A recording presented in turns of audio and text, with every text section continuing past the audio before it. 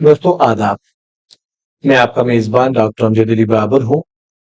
आज national education policy 2020 के तहत जो सिलेबस पढ़ाया जा रहा है, मेजर उर्दू सेमेस्टर 5th के स्टूडेंट यूनिवर्सिटी ऑफ जम्मू का निसाब, और जाहिर सी बात है कि दूसरी यूनिवर्सिटियों के निसाब में ये सभी चीजें शामिल होती हैं।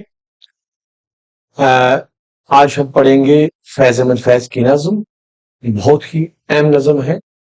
इससे पहले कि हम आगे बढ़े, जिन दोस्तों ने अभी तक चैनल को सब्सक्राइब नहीं किया है, आप चैनल को सब्सक्राइब जरूर कर लीजिएगा, और अगर कुछ पसंद आ जाए तो अपने दोस्तों तक शेयर कीजिएगा। नज्म का उन्वान है, मुझसे पहली सी मोहब्बत मेरे महबूब न मांग। बगैर किसी तमहीद के हम पहले नज्म का मतन पढ़ते हैं ताकि आप इससे लुत्फ हों, और फिर हम इस नज्म की मुश्किल अल्फाज देखेंगे, नज्म की तशरीह करेंगे, और आपसे बहुत सी बातें फैज अहमद के फैज के हवाले से भी होंगी। दोस्तों नज्म पढ़ते हैं, मुझसे पहली सी मोहब्बत मेरे महबूब न मांग। मैंने समझा था कि तू है तो दरख्शां है हयात।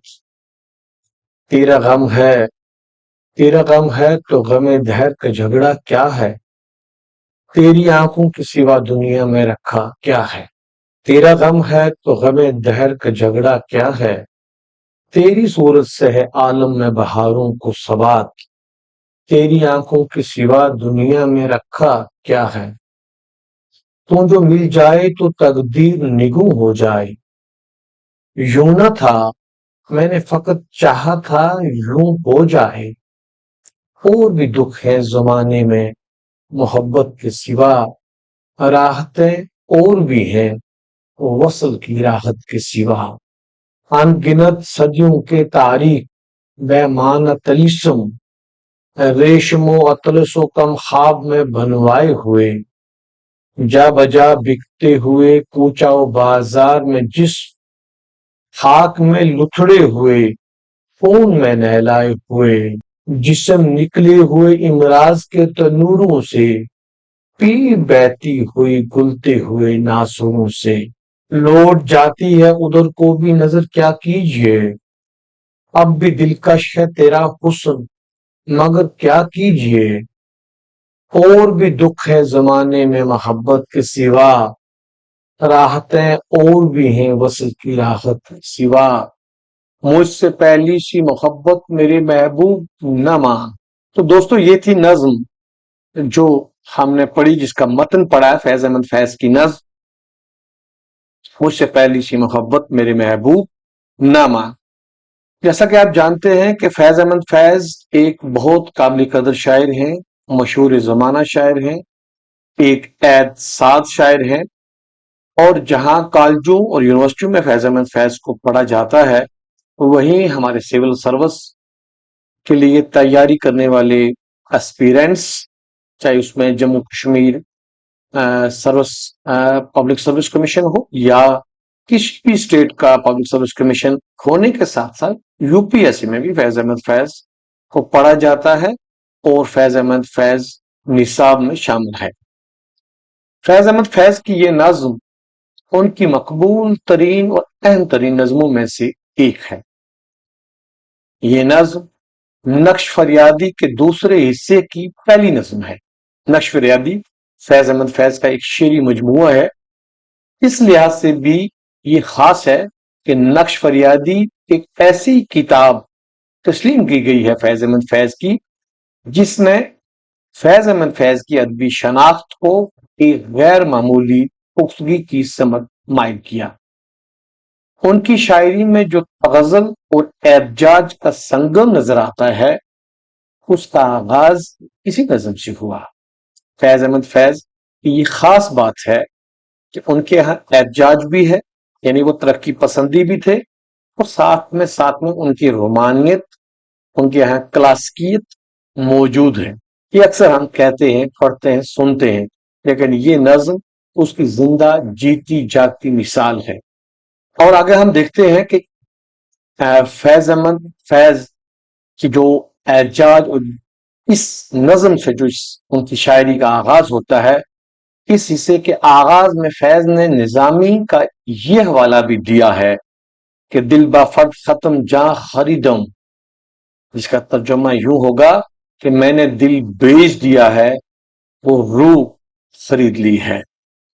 دیکھیے ہم آگے چلتے ہیں، کچھ اور چیزیں اس نظم کے حوالے سے ہم دیکھ لیتے ہیں، جس سے پہلے کہ ہم تشریح پہ آئیں کہ فیض احمد فیض کی نظم مجھ سے پہلی سی محبت میرے محبوب نہ مانگ اردو ادب کی ایک شائکار نظم ہے، یہ میں آپ کو پہلے بتا چکا ہوں، اور اس نظم میں محبت بھی ہے، انقلاب بھی ہے، اور یہ نظم فیض کی سیاسی سوچ اور رومانی جو حص ہے اس کی بہترین عکاسی کرتی ہے، یا ہم جب آگے چلیں گے تو طلبہ ہم دیکھیں گے۔ اب جس سے پہلے میں سوچتا ہوں کہ ہم آگے آئیں نظم پہ، میں مشکل الفاظ کے معنی ہیں یہ آپ دیکھ لیجئے گا، تاکہ جب آپ نظم کا متن اور اس کی تشریح کریں بند کی تو آپ کو آسانی رہے۔ جیسے آپ دیکھتے ہیں کہ درخشاں ہے، اس کے معنی ہوتے ہیں چمکدار اور روشن۔ لفظ استعمال ہوا ہے ثبات، اس کے معنی ہوتے ہیں استحکام یا پائیداری، یعنی دیر تک رہنے والا بلکہ ہمیشہ رہنے والا۔ لفظ استعمال ہوا ہے نگوں، اس کا معنی ہوتے ہیں جھکا ہوا، سر نگوں، یعنی کسی کا سر جھکا ہوا ہو۔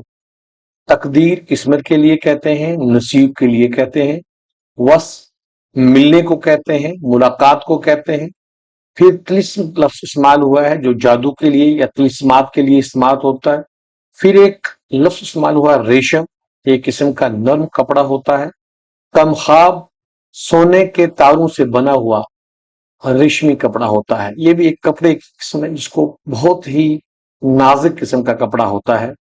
اور خاک آپ جانتے ہیں مٹی یا دھول کو بولتے ہیں، مٹی اور مٹی دونوں آپ پڑھ سکتے ہیں، یہ دونوں رائج ہو چکے ہیں۔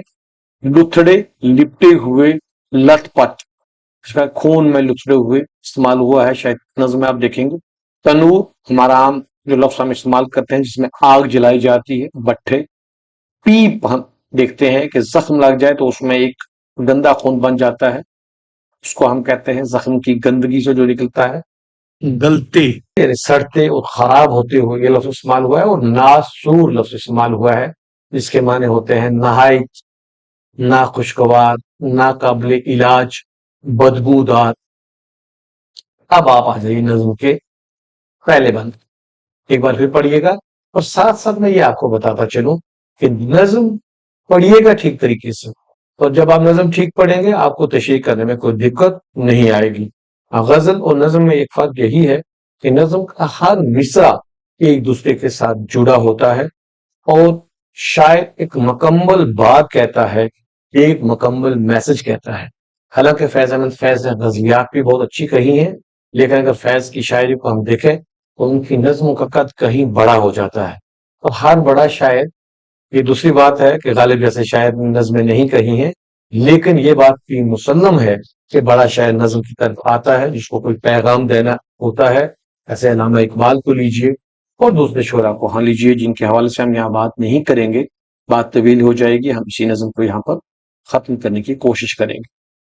پہلا بند، مجھ سے پہلی سی محبت میرے محبوب نہ مانگ، میں نے سمجھا تھا کہ تو ہے تو درخشاں ہے حیات، تیرا غم ہے تو غم دیر کا جھگڑا کیا ہے، تیری صورت سے ہے عالم میں بہاروں کو ثبات، تیری آنکھوں کے سوا دنیا میں رکھا کیا ہے۔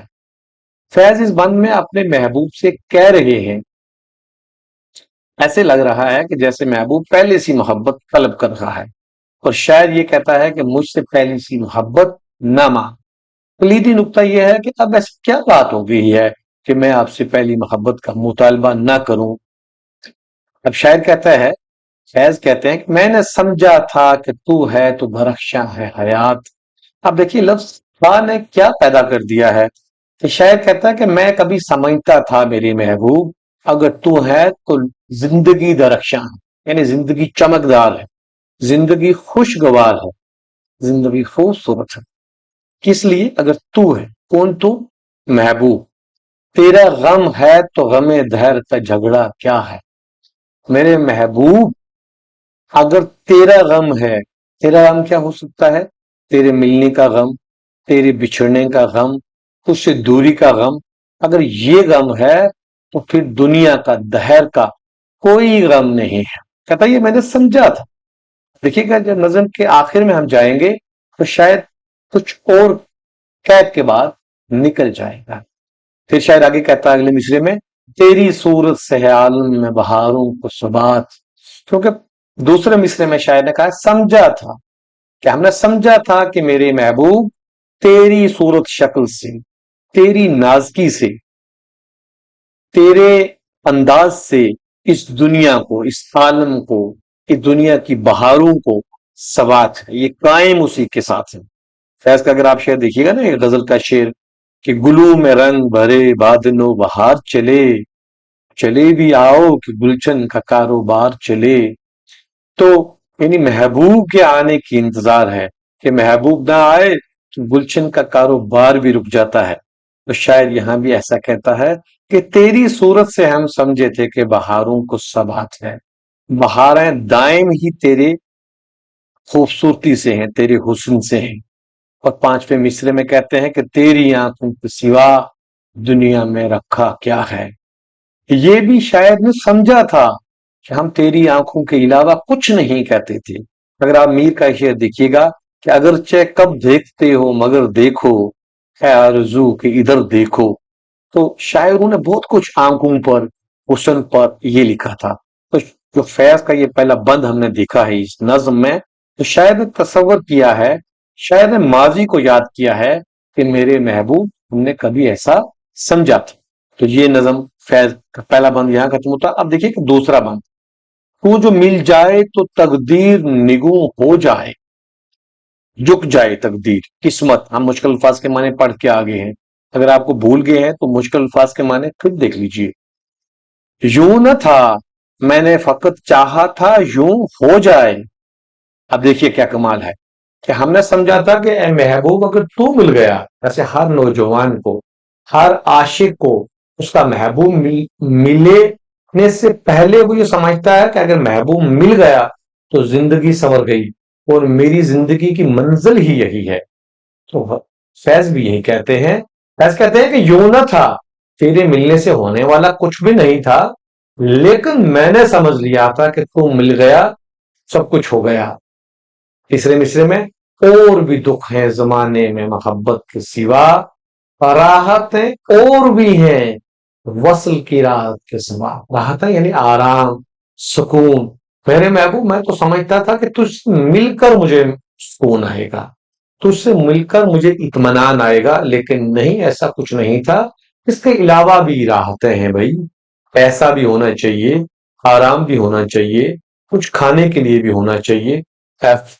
حسن موہانی کا غالباً شعر تھا کہ تجھ سے مل کر اور بھی بڑھ گئیں دل کی بےتابیاں، میں تو سمجھا تھا کہ دل کو شکیبا کر دیا۔ کہ گویا کہیں نہ کہیں ہر شاعر نے اس بات کا اقرار کیا ہے کہ محبوب کے ملنے سے پہلے انسان سوچتا ہے کہ اس کو مل کر سکون ملے گا، لیکن ہمیشہ یہ اکثر ایسا نہیں ہوتا ہے۔ اگلا دیکھیے جی کہ اچھا یہ بند یہاں پر ختم ہوتا ہے کہ شاعر کہتا ہے کہ ہم نے اس کو بہت دیکھ لیا، صدیوں سے اس جادو میں ہم ہیں، لیکن اس کا کوئی حل نہیں نکلا۔ ریشم و اطلس و کم خواب میں بنوائے ہوئے، جا بجا بکتے ہوئے کوچا و بازار میں، جس خاک میں لتھڑے ہوئے خون میں نہلائے ہوئے، جسم نکلے ہوئے امراض کے تنوروں سے، پیپ بہتی ہوئے ناسوروں سے۔ یہ بند ہے اور یہاں پر نظم جو ہے وہ ایک الگ موڑ لے رہی ہے کہ ریشم، اطلس، خمخاب، یہ سب مخملی، نرم، مہنگے قسم کے لباس ہے کہ ان میں بنوائے ہوئے تو انسان کے جسم پہ لباس لگے ہوئے ہیں، کوچا و بازار میں بک رہے ہیں، جسم فروشی کی طرف اشارہ ہے، بھوک مری کی طرف اشارہ ہے کہ جہاں انسان اپنے آپ کی بھوک، اپنے پیٹ کو پالنے کے لیے کہاں سے کہاں گزر جاتا ہے، اور پھر خاک میں لچڑے ہوئے خون میں نہلائے ہوئے۔ ایسے بھی ہیں کہ کچھ خاک میں لچڑے ہوئے ہیں، مٹی پڑی ہوئی ہے۔ آپ دیکھ سکتے ہیں کہ جو غریب बेकस और नाचार हैं और फोन में नहलाए हुए हैं। लोग आपको जख्मी नजर आते हैं। मेहनत मजदूरी करके लोगों के हाथों से खून निकलते हैं, कुछ जुल्म और सितम से खून निकलते हैं। और जिस्म निकले हुए इमराज के, इमराज यानी मर्ज, कि जिस्म में तनूर और आग पड़ी हुई है, मर्स पड़ी हुई है, पी बहती हुई गुलते हुए नासरों से, और जो जख्म है उनसे पीप निकल रही है, गंदा खून निकल रहा है। अगर इस बंद की जो मुख्तसर मैंने तशरीह लिखी है कि फैज इस बंद में समाजी नाइंसाफी और गुर्बत की तस्वीर कशी कर रहे हैं। वो बताते हैं कि बाजार में जिस्मों की खरीद और फरोख्त हो रही है और लोग बीमारियों में मुब्तला होकर बेबसी की हालत में है। चौथा बंद, गालिबन ये शायद इसका आखिरी बंद होगा, कि लौट जाती है उधर को भी नजर क्या कीजिए, अब भी दिलकश है तेरा हुस्न मगर क्या कीजिए, और भी दुख है जमाने में मोहब्बत के सिवा, राहतें और भी हैं वसल की राहत के सिवा, मुझसे पहली सी मोहब्बत मेरे महबूब न मां। कहते हैं कि फैज कह रहे हैं कि इस हमारी जो ये नजर है अब भी अपने महबूब की तरफ जाती है। इस सब जुल्म में, सितम में, मजबूरी में, लाचारी में भी उतर नजर जाती है। उन चेहरों पे नजर पड़ती है, उन जुल्फों पे नजर पड़ती है। तेरा मेरे महबूब, तेरा तेरा हुस्न अब भी दिलकश, उसकी दिलकशी में कोई कमी नहीं है। लेकिन हम क्या करें कि जमाने में मोहब्बत के सिवा भी तो दुख है, उनको भी तो झेलना है। गालिब का बड़ा कमाल का एक शेर है, बड़ा जदीद शेर लगता है, कि गमे जमाने ने झाड़ी नशात इश्क की मस्ती, वगरना हम भी उठाते थे दर्द अलम आगे। कि जमाने का जब गम आता है तो वो इन चीजों की फिक्र, इन चीजों की तरफ सोचने का मौका नहीं देता है। राहतें और भी है वसल की राहत के सिवा, मुझसे पहली सी मोहब्बत मेरे महबूब न मांग। अब देखिए कि तरक्की पसंद का नजरिया यहाँ पर कैसे आता है। शायर कहता है कि मेरे महबूब ठीक है, वो सब ठीक है, तेरा हुस्न ठीक है, तेरी दिलकश अदाएं ठीक हैं, मेरा इश्क तेरे लिए जो है वो है, लेकिन वक्त ऐसा लाचार है, अब मैं चाहता हूं कि तू मुझसे ये ना मांग, अब मेरी कुछ और मजबूरियां हैं। और ये तरक्की पसंदों का था कि वो महबूब के हवाले से बात नहीं करेंगे, वो खुदा के हवाले से बात नहीं करेंगे, बल्कि वो मजदूर की बात करेंगे, वो रोटी की बात करेंगे, वो मेहनत की बात करेंगे, वो सरमाएदारों की बात करेंगे। तो ये फैज ने इतने दिलकश तरीके से इस नज़म में ये बयान किया है, जिसकी तारीफ जितनी भी की जाए वो कम है। और यही इस तरह की नज़में हैं जो फैज को फैज बनाती है।